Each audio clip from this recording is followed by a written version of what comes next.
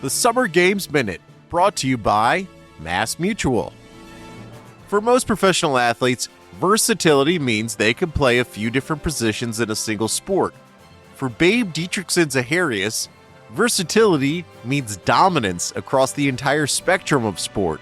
In the 1932 Summer Games in Los Angeles, Zaharias won gold in the 80-meter hurdles and the javelin throw, plus she got a silver in the high jump. Running, throwing, jumping wasn't enough for Babe, so she became a competitive billiards player, then jumped into professional golf, winning 10 major championships, all the while making a few pitching appearances in Major League Baseball spring training games. Mass Mutual understands the nuances in how women want and need to manage their finances. With quality product solutions and guidance, a Mass Mutual financial professional can help you plan for both short-term and long-term money goals. Learn more and get started at massmutual.com. As you've probably heard by now, we've teamed up with BetMGM this season. We'll be using BetMGM lines to make all of our picks, and we'll have special offers for our listeners each week. If you haven't signed up for BetMGM yet, use bonus code The Athletic, and you'll get a 1-year subscription to The Athletic, plus up to a $1,500 first bet offer on your first wager with BetMGM. Here's how it works. Download the BetMGM app and sign up using bonus code The Athletic. Make your first deposit of at least $10. Place your first bet on any game and claim your voucher for a 1-year subscription to The Athletic. See BetMGM.com for terms. U.S. promotional offers not available in D.C., Mississippi, New York, Nevada, Ontario, or Puerto Rico. Gambling problem? Call 1-800-GAMBLER. Available in the U.S. Call 877-8-HOPE-NY or text HOPE-NY 467-369 in New York. Call 1-800-NEXT-STEP in Arizona. 1-800-327-5050 in Massachusetts. 1-800-BETS-OFF in Iowa. 1-800-270-7117 for confidential help in Michigan. 1-800-981-0023 in Puerto Rico. First bet offer for new customers only in partnership with Kansas Crossing Casino and Hotel. Don't forget, if you haven't signed up for BetMGM yet, use bonus code The Athletic, and you'll get a 1-year subscription to The Athletic, plus up to a $1,500 first bet offer on your first wager. Ryan Reynolds here from Mint Mobile. With the price of just about everything going up during inflation, we thought we'd bring our prices down. So to help us, we brought in a reverse auctioneer, which is apparently a thing.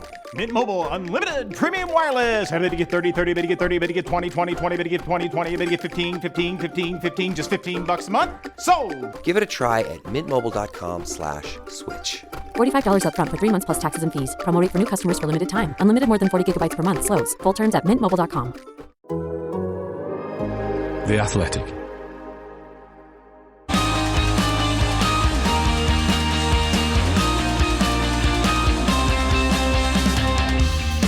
The race is on, and Alex Albon is the latest to sign a new long-term F1 deal, committing his future to Williams as F1 heads back to Imola amid great expectations from the Tifosi about Ferrari's latest upgrade. So what's behind the latest driver market move, and what should we expect from the first visit to Italy of the year?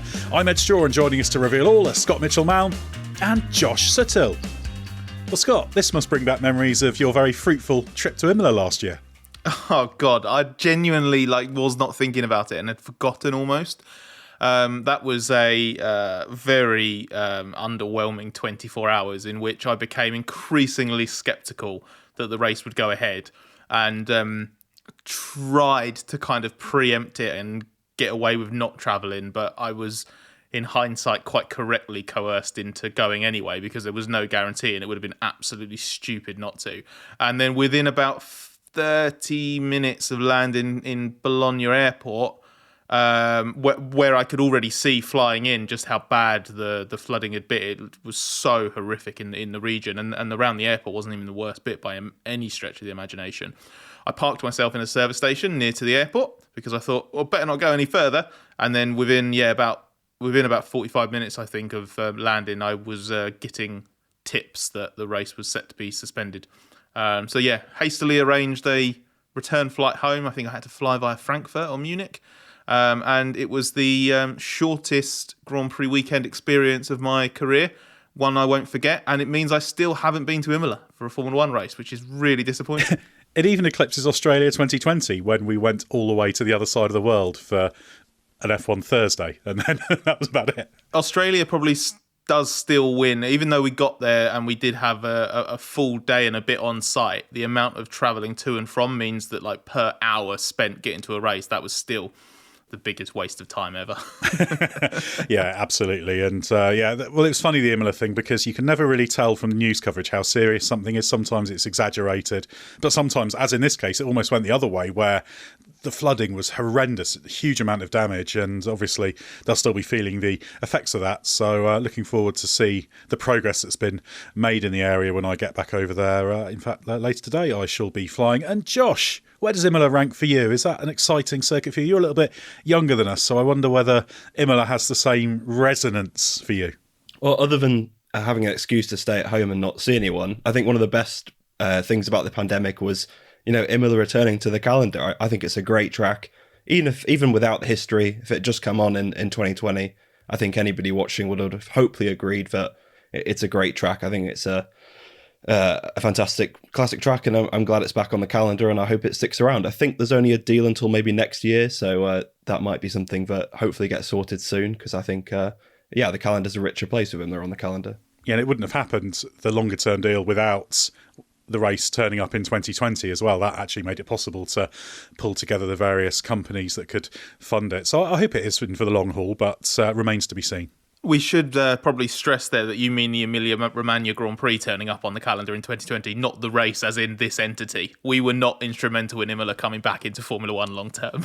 Well, so you claim, but who knows what some of us were doing behind the scenes in terms of race organising, as we were really keen to get racing started. But yes, very much the Emilia-Romagna Grand Prix, or the San Marino Grand Prix as I like to think of it. But because, of course, the local region, which is Emilia-Romagna, that's sort of for English listeners, that's kind of the county, for want of a better word. That's Emilia-Romagna, so that's why it's got that name. But yeah, I can't help but think of it as San Marino. Made in Italy as well, isn't it? It's got a longer name again now. It's made the Made in Italy Emilia-Romagna Grand Prix.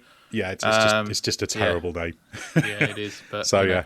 It was much better when it was named after a country it wasn't in. That was much more. That was far more sensible. Yeah, far more sensible. It's funny, isn't it? Where some oddity like that then actually seems perfectly normal and should be the way things are. It's better to do something like that than to have sort of egregious sponsor names. In this case, given they're the ones that are properly making it possible, I don't mind it too much. But your San Marino Grand Prix and your Luxembourg Grand Prix, they're the real heroes, aren't they, in the naming acronyms? Yeah, Luxembourg Grand Prix and the Nürburgring was an odd one. So was the Swiss Grand Prix at Dijon, going back a little bit further. That was a deeply dubious one. But anyway, we're digressing there and getting into bring back V10's territory. So let's get back to contemporary matters, Scott. Alex Albon signed what's called a new long-term deal with Williams. That was announced this morning. There were times when that seemed unlikely. So why has Albon committed himself to what's currently one of F1's slowest teams? Yeah, it'll all be about the bigger picture and what he thinks is possible in the long term for Williams, because if you do judge it objectively on 2024 so far, it doesn't make any sense. Williams is not only pointless, not a pointless team, just a pointless team. It is off the back of a torrid winter. It has a massive backlog of upgrades. The car is better as a baseline, as an all-rounder versus last year, but it's missing the peaks and it's underdeveloped, so it's just sort of hovering in sort of P12 to P15 territory, really. P11 on a good day, and therefore missing out on points. Coupled with the fact that there are several teams on the grid that are able to boast interesting projects. That's not just the top half of the field, that's also your Audi taking over Sauber, for example. Alpine, for all of the criticism and borderline ridicule, it is still a works team. Even Haas is getting its act together massively and looks much more appealing as a prospect than it did 6 months ago. So there are credible options elsewhere. I think one of the key things for Albon, in addition to what he likes about Williams, which is the strong leadership with James Vowles, the strong investment from Doralton, which Albon is aware of and has conversations about, the fact that he'll probably be getting a much better salary now than he did on his original Williams deal. Williams has also been helped by the driver market situation, as Albon's been linked to the likes of Red Bull, Ferrari and Mercedes, even Aston Martin, over the last 6 to 12 months. But all of those seats are taken. McLaren's taken too. There isn't a better seat for him in the top half of the grid. And when you judge the second half of the grid, and the fact that Albon has a bunch of these other factors that he likes, including the loyalty, because it's Williams that got him back into F1 in the first place in 2022 after his Red Bull demotion, then there isn't an overwhelming candidate to go to instead. It would be a sideways move probably at best. And Albon has helped to make Williams a much more attractive prospect as well in the last couple of years. You know, if you had two Logan Sargents there, it's not going to look anywhere near as an attractive prospect. So Ed and I were talking about this earlier, but, you know, Williams has become a much better option. And I'm sure there were other drivers elsewhere at the back of the grid who were thinking that that could be a good option. We know that both Alpine drivers, that Williams was a possibility for them. So there was probably an element also of Albon needing to commit fairly early to Williams to make sure that he's the one who reaps the benefits of all the hard work that both he and the team have done. Because I can perfectly imagine a scenario where if he didn't, they'd be soon, I think, sniffing around a few alternatives. Yeah, and Williams have been talking to a lot of drivers. They're really looking not just for if Albon had left, but also the other seat, which is still up in the air. So the one thing I would imagine is that Albon's probably done quite a nice deal in terms of terms, because when he originally went to Williams, Red Bull did the deal, and it wasn't the most favourable deal for the driver, let's say, in terms of the overall pay, etc. And I think in recognition of what he's brought to that team, which is a huge amount. They wouldn't have been 7th without Alex Albon last year. They could easily have been 10th without him. And that would have made $30-odd million worth of difference in terms of the prize money. And then that has impacts on what they're able to invest in, etc., etc. So he's been hugely valuable, and I hope he's rewarded with that one as well. And it's very much committing his sort of peak F1 years to the cause of this team, which is, in the absence of an offer, a firm 100% offer from one of the top teams, that's as good as anywhere, really. And he can properly spend his best years as a proper spearhead for a team as well. You know, even if there was an opening at a top team, you know, becoming Max Verstappen's teammate again, joining Leclerc at Ferrari, you know, all of those options would have probably resulted in him playing second fiddle. I'm sure he'd have fancied his chances of matching up, but he's got a much better opportunity of being the spearhead at Williams. You know, even if he has a more competitive teammate alongside him in the next couple of years, I think he'd still bank on Albon having a really good chance to remain that spearhead. The other thing within that is that it doesn't preclude him making another move at some point, because as Ed described it, those peak years, Albon has regularly referred to himself as quite old for an F1 driver in the last couple of seasons when he's talked about the driver market. He isn't. He's still in his 20s. But he knows that he knew that the next move he made would take him into the next rule set. So he's probably looking for a deal that's going to go not just to the end of 26, but probably to the end of 27. We know that this is a multi-year deal. That's all Williams is saying. So that is taking him into his 30s. And he probably has at least one more like proper deal after that if he's performing well and the driver market aligns. You know, he could carry on racing until his late 30s, but that's kind of your era, your peak years Ed is talking about, late 20s, early 30s. That's where you need to be in a team where you can have success. But he's just on the right side of it, so that if for whatever reason this doesn't quite work out as he hopes in 2 or 3 years' time, as long as he keeps performing, his stock should still be high, and there will be an out. There'll be an option that arises somewhere, or he'll hope there's an option that arises somewhere if he needs it. But he's banking on the fact that he won't need it. He is committed to this Williams project. He does have that loyalty to it. He does want to achieve what he wants to achieve with Williams, not just in F1 in general. So I like it. We see a lot of this, don't we? We've talked so many times on this podcast when it comes to driver market and long-term contracts about franchise drivers and teams and drivers that align for the long term. This is obviously a better deal for Williams than it is for Albon from a competitive point of view, because Williams gets an absolute top driver, a driver that Vowles reckons has put in world champion level drives in his time with the team. Albon doesn't have the same in return from a car point of view, but the hope is he'll get closer and closer to that over the next few years. So while not exactly what Albon necessarily wants or deserves in the short term, it is it's more than just a marriage of convenience in the medium and long term, or they want it to be more than that. Yeah, it's one of those classic deals. It's not the dream deal, because he was a driver who was in contention for a lot of different seats. He was of interest to a lot of teams. But there was always the risk he was second, third, fourth, fifth choice for loads of teams. And if you can't get in somewhere, then that doesn't really count for anything. I think he will have maybe a tiny tinge of disappointment. I'm not sure there'll be any disappointment about the Red Bull door closing, because I was never convinced that was a great route to go, although the team did hold him in high regard, and that could have been a possibility for 26. But yeah, it's strange, isn't it? It's not a terrible move. It's not the perfect move. It's just kind of you can see why it's happened. It's a decent place to be, even though it's not the perfect. Does anyone have any sympathy for him in terms of the fact he should be in a top team or one that's maybe further down the line? I guess Audi was one that was possible, and there were loads of other teams that he could have ended up sliding into. Or do you think this is about right for him? Well, he's obviously a driver that does merit a better car than he has from Williams at the moment. But you could argue that for a handful of drivers at different points over the last year or two, and sometimes you do just have to be patient. It's obviously all relative, but I would argue that you probably have more sympathy for a George Russell who waits ages to get into a top team and then gets into that top team just as its form nosedives in relative terms to what it was achieving before.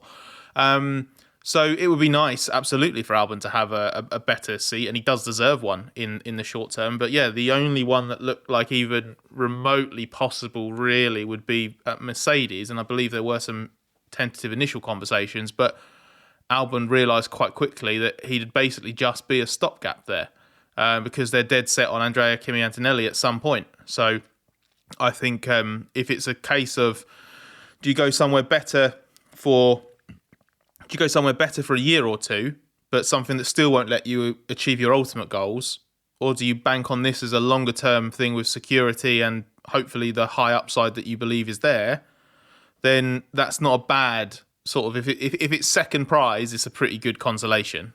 When you look at the lineups for the top 5 teams as well for next year, really you're looking at, Lance Stroll, obviously he'd be an upgrade there, but that's never been a realistic possibility. And Alonso staying in the other seat and fully deserves to.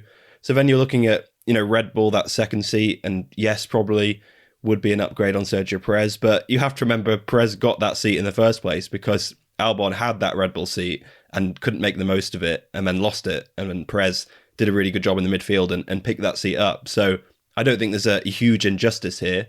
Albon's rightly had a second chance and he's rebuilding his career really well, and I hope he'll get another chance at the front. But unlike some drivers who have never had a chance in a front-running car, Albon has at least had that shot, even if it was a very difficult one.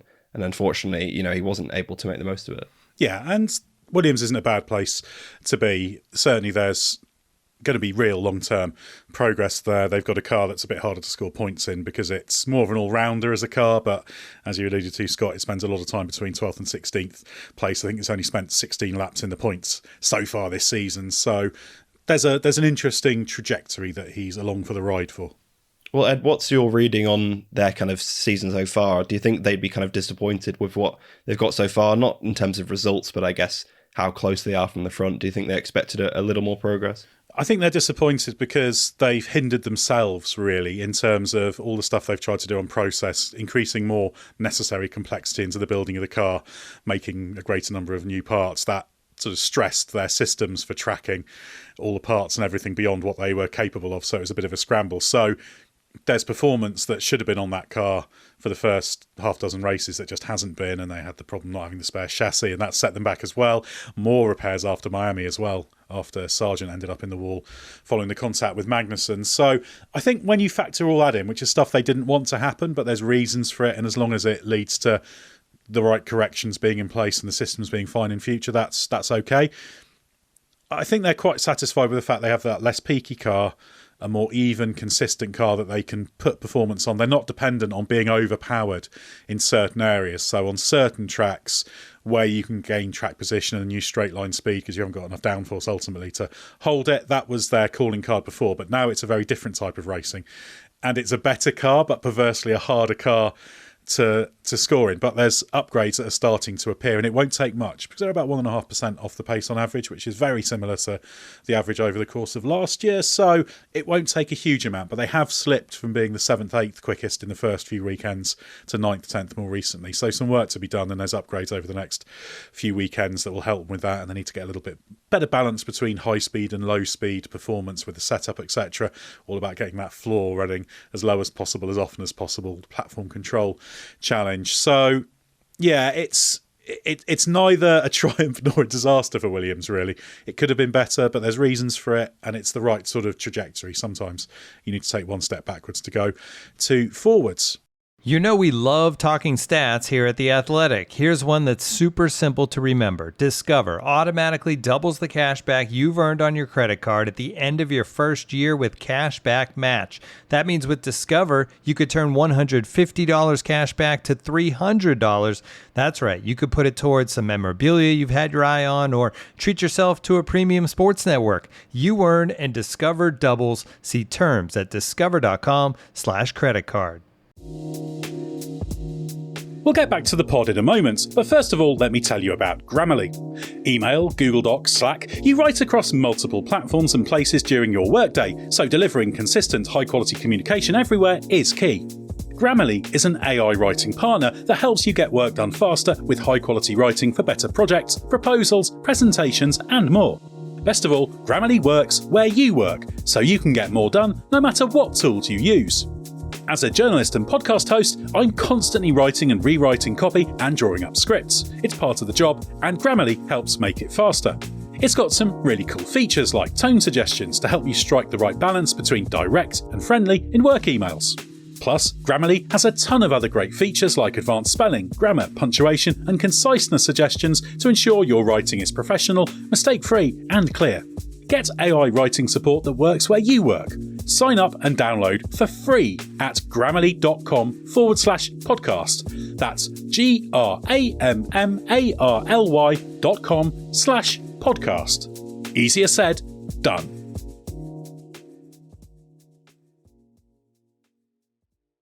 Ryan Reynolds here from Mint Mobile. With the price of just about everything going up during inflation, we thought we'd bring our prices down. So to help us, we brought in a reverse auctioneer, which is apparently a thing.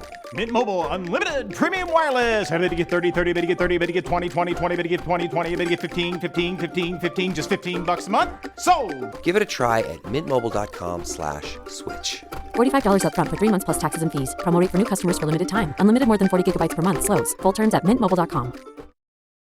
Well, let's move on to Ferrari now, Scott. They have a significant upgrade this weekend, the first one of this size that they've had this season. What do we know about it?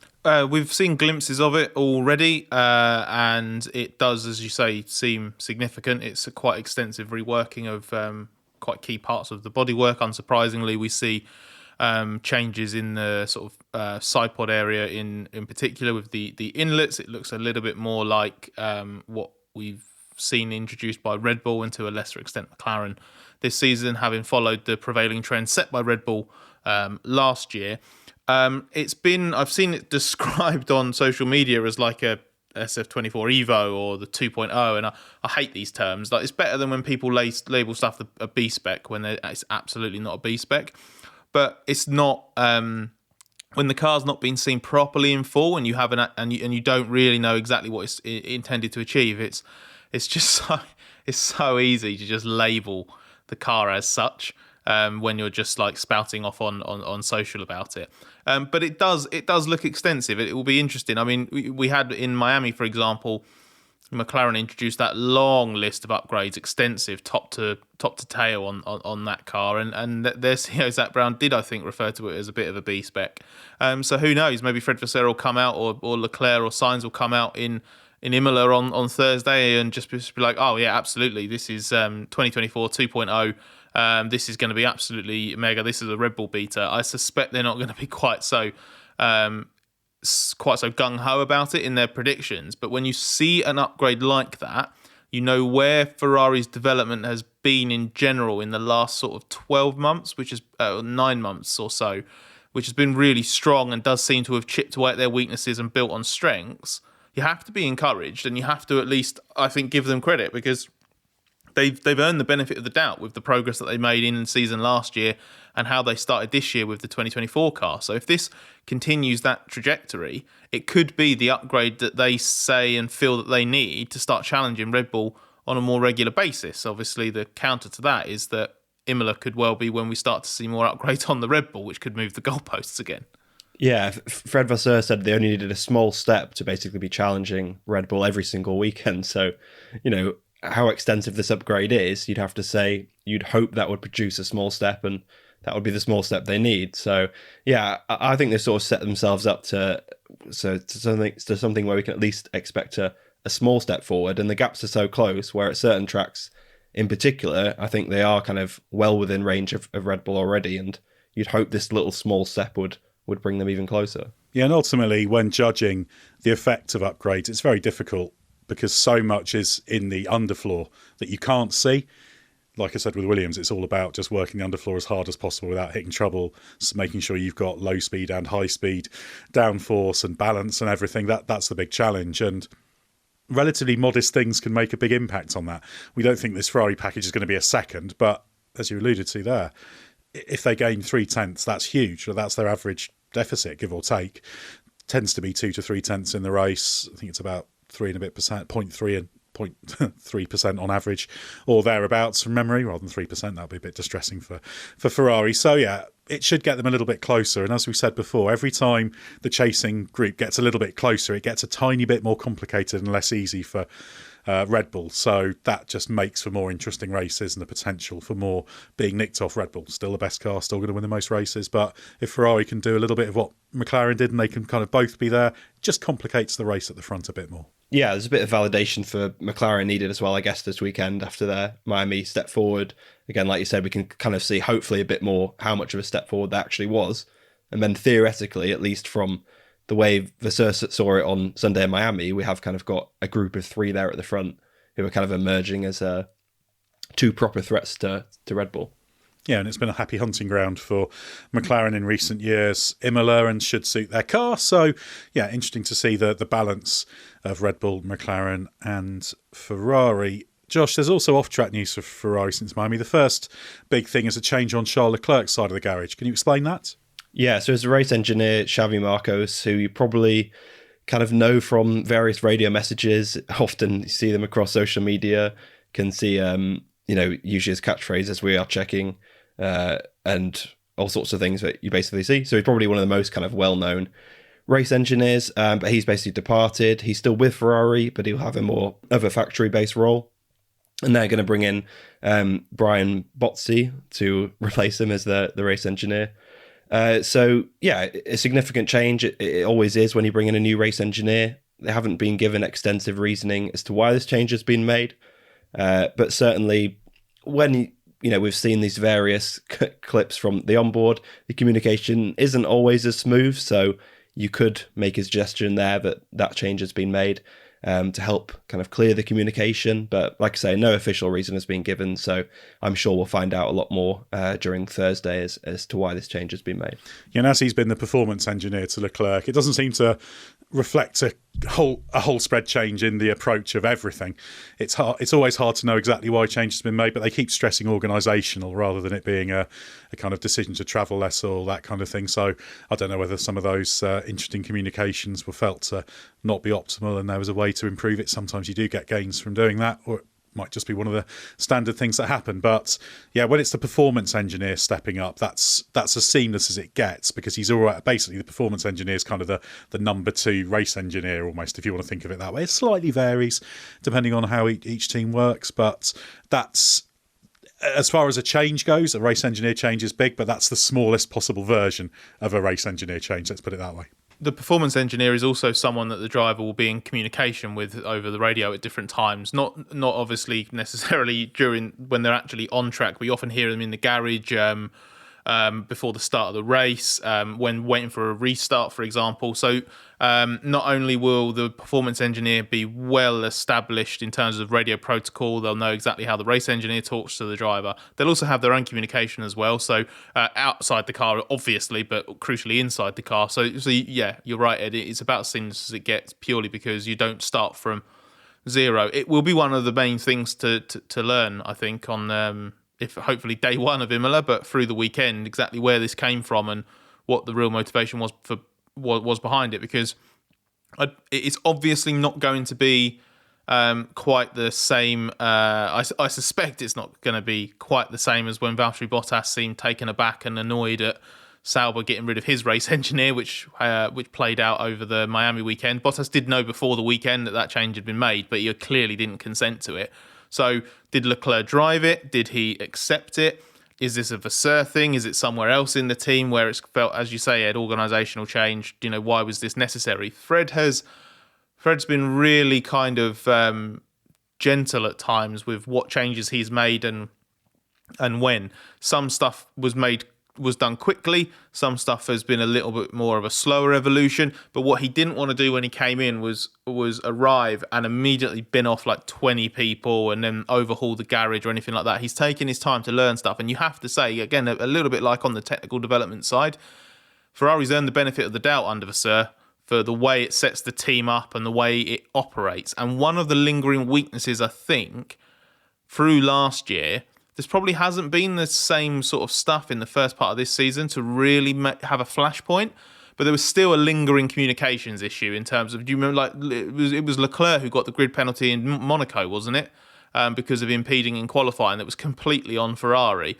So stuff like that is the kind of thing that could potentially be at the heart of a change like this. Is speculative to say that now, but I'm speculating on the grounds of obviously the evidence that we have over the last 12 months. We will get an answer hopefully in the next few days, but I see it as most likely and the next sort of phase of the Vasseur evolution, which is ongoing. There are people changing positions and people joining Ferrari all the time. Yeah, absolutely. It's a constant process, as Vasseur keeps emphasising. In fact, there's confirmation of 2 other recruits, Scott, that actually come as no big surprise. Can you quickly tell us about those?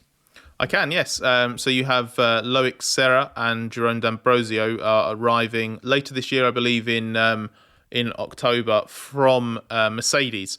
Serra was the performance director at Mercedes for a long time, very highly rated. I think Lewis Hamilton thinks very highly of him. D'Ambrosio was in I would say a slightly more nebulous role. He was head of the young driver program, but he was also often seen sort of stood alongside Toto Wolff and seemed to be sort of an unofficial number 2 there, whereas at Ferrari he will be the official number 2, the deputy team principal to Vasseur and the head of the Scuderia Ferrari Driver Academy. Serra moves in, not in the absolute top technical role. He will report into Enrico Cardile. His position will be head of chassis performance engineering, and that responsibility includes track engineering, aero development, and vehicle performance. So it's a really, really important part of not just sort of car design and concept, but then development and operation. And it speaks to just how significant a figure Serra's been at Mercedes, and also the importance of the responsibilities he will hold. That shows how big a recruit he is. Obviously, we don't know exactly how it's going to work, how effective he'll be. Likewise, D'Ambrosio in a role that is less heralded and less overtly linked to team performance. But again, it's part of Vasseur shaping that team the way he wants it to be. We've known for a long time that Serra was heading there. I think it's been speculated about since the summer of last year, and it's been known for a few months that it's definitely happening. He stayed at Mercedes, I believe, until the start of this year. I think he was still working for the team. So there's not really like any kind of acrimonious element to the departure. But yeah, big moves from Ferrari. Obviously, everyone is waiting to see if there'll be a short statement announcing Adrian Newey arriving in some capacity for some undetermined point in early 2025. We're not there yet if we are going to get there, but as I say, further evolution of Fred's Ferrari, and the D'Ambrosio one is slightly harder to read, but the luring someone like Serra into the organisation shows how seriously you need to take this version of Ferrari. D'Ambrosio did have a pretty good stint as Formula E team boss for Venturi. You know, he had some pretty good results there. It was only a fairly brief stint, so we didn't get to see him massively in that leadership role, but I'm sort of quietly interested to see how that one develops. Having already been courted by both Mercedes and Ferrari, I think that's a fairly promising sign of his abilities. So I'm excited to see how he develops in that role and whether or not he's been sort of earmarked for a future leader kind of role further down the line. Yeah, I think it's no surprise he's gone down that line, having first known him when he was an F1 driver for Virgin in 2011. Obviously not great machinery there, decent driver, but quite an intelligent sort of individual, quite a good collaborative individual as well. So I can see him fitting in very well at Ferrari, and I'm sure we'll hear plenty of what he's doing once he's in place. Well, we're going to finish off this podcast with another batch of questions from the Race Members Club, as we still had some left over from those we received after the Miami Grand Prix. If you want to find out more about the Race Members Club, there's the link in the description for this podcast. Also, head to our website and click on Go Ad Free, as an ad-free environment's one of the other benefits, but you can always throw questions at us if you're a member, and there's other bonus podcasts and that kind of thing. Scott, the first question I'll fling in your direction from JL, who says, should there be a system implemented for more consistent stewarding and penalties? It seems like the penalties being applied change from 1 minute to the next. A thorny stewarding question yet again. Yeah, absolutely. I don't want to sound like a broken record, because we've probably discussed this a few times, but I would just like to see professional, professional full-time group of stewards. There's a rotating element, and there's training, and there's a lot of effort that goes into the stewarding system from the FIA. So it isn't a ragtag group of amateurs that get together for a few days every couple of weeks to adjudicate on Formula One decisions, as much as maybe... That sounds like the pitch for a jovial, slightly offbeat movie. A terrible, terrible movie that only you would be interested in watching, I suspect, Ed. Unless it turned into a heist movie. They, I don't know, tried to rob one of the F1 teams while they're in the middle of the Monaco Grand Prix, something like that. But basically, the system I'd like to see is maybe if you had, I don't know, let's say 8 to 10 stewards that were full-time, paid for, salaried by the FIA, because as Gunther Steiner got into trouble, didn't he, last year for making a reference to it? But they are amateurs in the definitive sense of they're not paid to do that job. It's not their profession. They're often ex-drivers, or they have roles in local governing bodies, or running not just motorsport federations, but perhaps running circuits or championships and that kind of thing. They're not they're hardly inexperienced in motorsport. But when you look at something like, and I know that this is potentially a terrible comparison to make given how much stick that it gets, but you look at Premier League refereeing, for example, in the English football's Premier League, that is a completely professional body with full-time referees training basically every day of the week. And I understand that you couldn't roll that out necessarily across every single racing championship in the world. But I just don't see a reason why you shouldn't have that in the Formula One World Championship now. Well, sometimes it feels like being an ex-racing driver is the only prerequisite you need to be on the panel. Sometimes it feels like there needs to be a bit more there, because if we know... Oh, who are you digging out? Anything about racing drivers, they've all got, different Larry opinions, just like all of us. It's kind of like sticking one of us on the panel without going through kind of proper training and process of what you want the rules to be. It feels a bit too much like it's dependent on who is on the stewards panel that week, because obviously their opinion is going to come into it more. It feels less like they're following a set of proper guidelines, which do exist, but I think you get a lot more consistency in them if the same group of people were following them. And that's the thing, because I remember having a conversation about this with Derek Warwick a few years ago, and Derek is obviously not only an ex-F1 driver and extremely successful racing driver in his own right, he's a regular steward and involved in all sorts of motorsport projects, and he had always had a massive issue with people referring to consistency, because each individual scenario is different. Each incident is different and judged on its own merit. So no two incidents are alike. So therefore, it's a bit apples and oranges when you try to compare them. And he kind of points out that there are sort of guidelines and rules, but everybody will always sort of interpret them slightly differently. I'm fine with that. You see it in every single other sport where there is some kind of refereeing system involved. The different referees are going to judge things ever so slightly differently.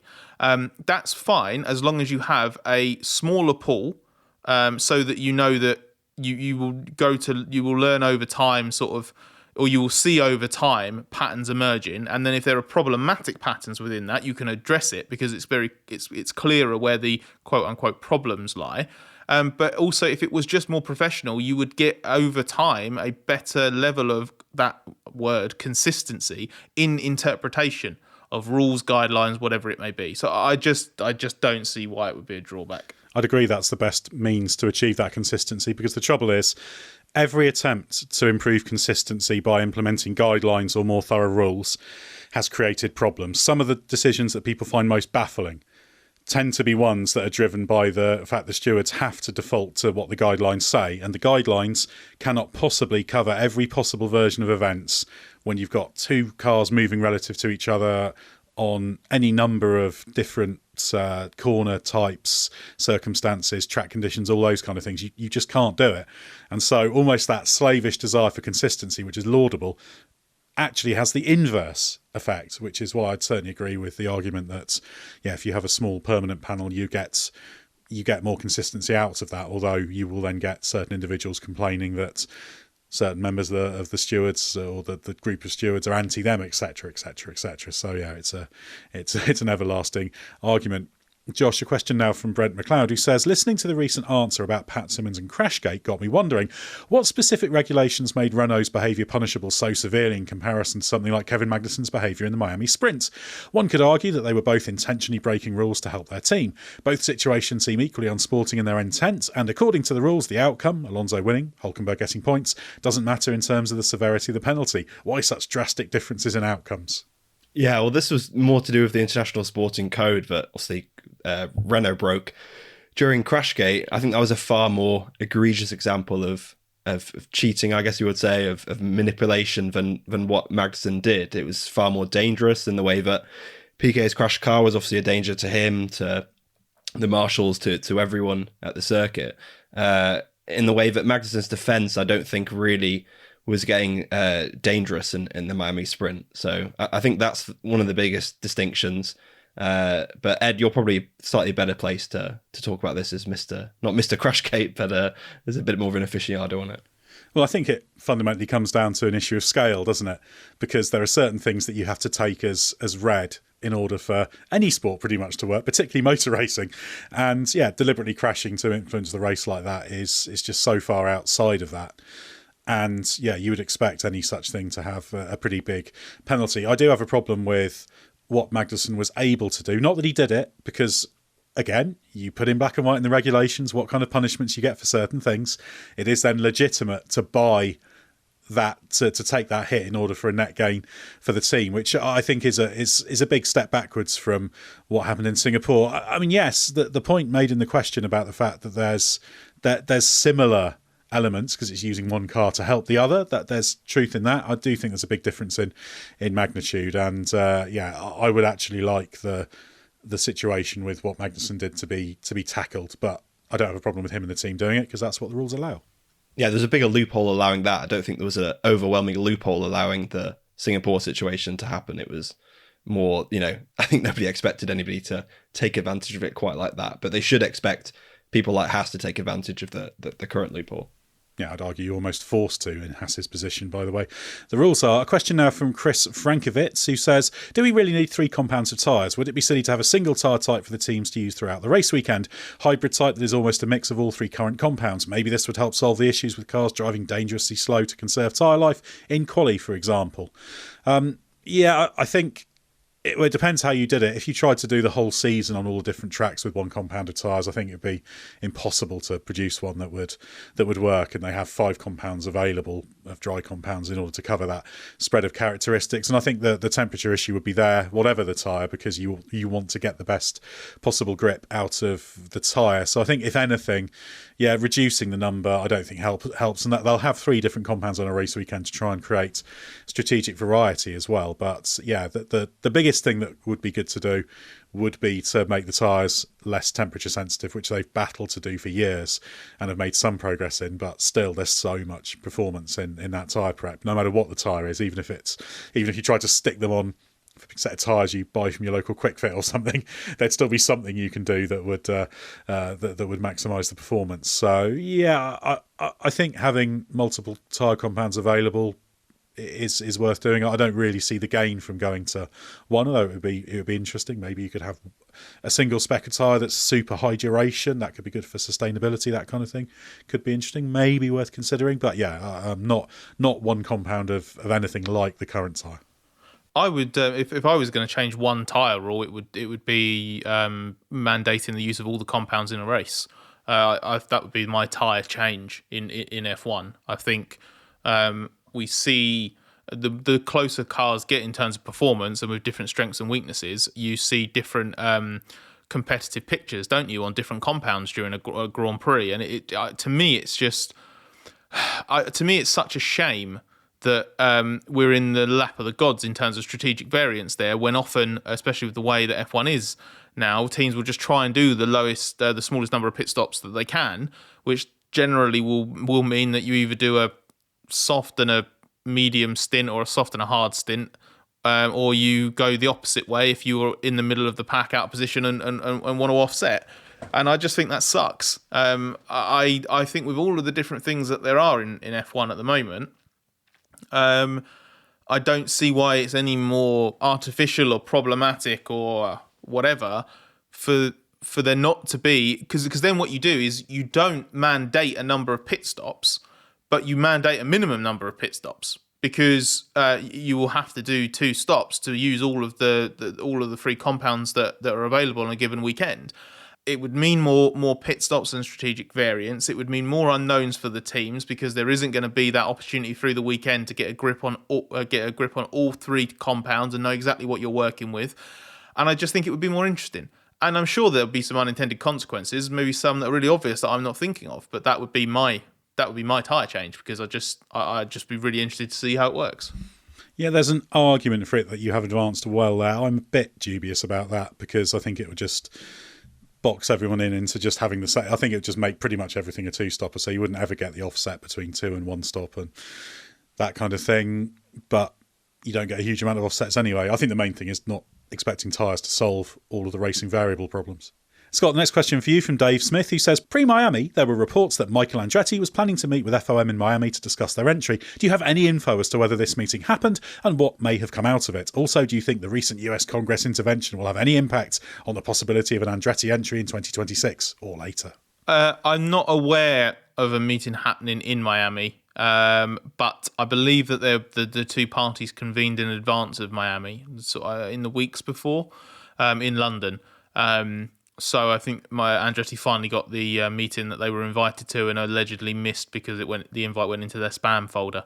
I don't think anything's changed though, and I don't think the Congress thing will change anything. F1's position seems to still be rock solid in terms of refusing to they don't want an 11th entry, and they don't think that Andretti meets the required threshold to change their mind. I say rock solid in terms of that is F1's position. It seems to be immovable at the moment, not rock solid in terms of believing all of their arguments, because I think some of them are weak and some of them have also been disproven, such as, for example, Andretti's not aiming for 2025, so the argument about not being convinced that a team can build one car for 25 and then a brand new one straight away for 26 and not understanding the scope of the challenge, blah, blah, blah, that clearly doesn't apply.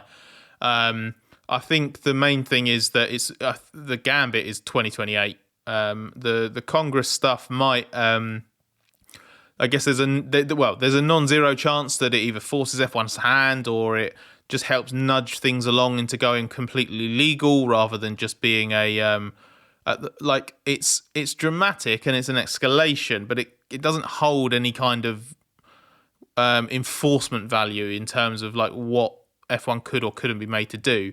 But if Congress sort of helps spark some legal action, or that's where Andretti ends up, then obviously that would be more specific. The bigger thing, as I say, is the 28 gambit. F1 has effectively indicated that it would accept Andretti as a General Motors works team in 2028 when the GM engine is supposedly going to be built.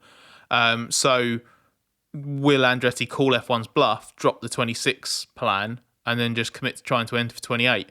Or will we find out that F1's actually just using that as a way to kick it down the road and would just find another reason to say no? Yeah, surely it's heading that way with the time frame, because to get a 26 entry together now, it's just going to be increasingly difficult. Obviously, Andretti's already scaling up and is recruiting, and they certainly, I think, show no sign of backing down. They will surely just keep going at this for as long as it takes, at least in terms of, until it gets a firm no on 28. I think they will continue for that. But Scott, I think I'm right in saying there's no process open for 28. Is that correct? So the FIA would need to reopen basically a process, which could mean that all the rejected teams also then get another chance maybe to go for it. Yeah, I would assume so, because the original expressions of interest, which is the FIA's formal process for evaluating a new team, I think specified 25, 26 and 27. So unless I mean, you'd be on very shaky ground, I think, legally, if or you'd be taking a bit of a risk for the FIA to turn around and go, we've accepted this team by rights, we think that this logic also applies to 2028. So we therefore would consent to it, and we would give it approval for 28 if that is what the commercial rights holder wants. I think you could do that, but you would then have to reconsider your high-techs, Rodins, all the others for 28 as well, because the goalposts have moved. And it's possible that something in the high-tech application gets stronger with an extra 2 years lead time and stuff like that. So it's doable, but I just think you'd be open to challenge from elsewhere if you change that situation like that.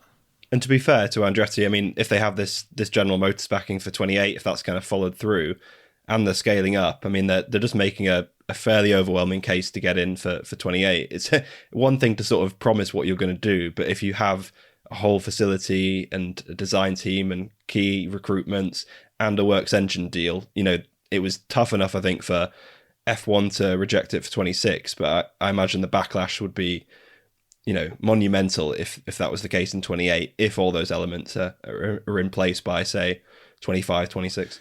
And the final question is from Stephen from Melbourne, who says, do you think the issue with drivers choosing to break the rules and accept time penalties could be reduced if the time penalty was applied to the team, therefore both drivers? It would make F1 more of a team sport, create more accountability for rule breaking, and create more drama.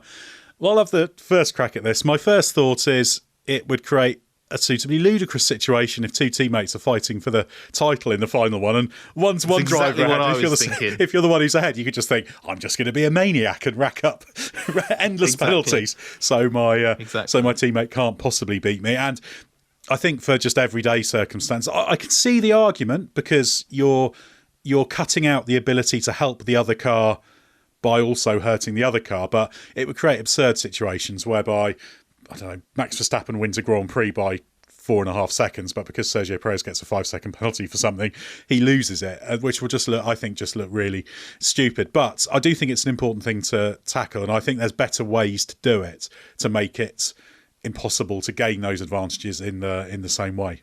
Well, thanks very much for those questions, and thanks to Scott and Josh for your insight. Head to therace.com. Don't forget the hyphen. Loads to read there. Plenty of coverage of the Emilia-Romagna Grand Prix at Imola, or San Marino Grand Prix as I like to call it. Also have a look at YouTube. Loads of videos on there, and our other podcasts, including the Race F1 Tech Show with the legendary Gary Anderson, and bring back the 10s. Well, I'm literally going to head off to the airport now to head to Imola, so stay with us for everything you need to know from the world of Formula One.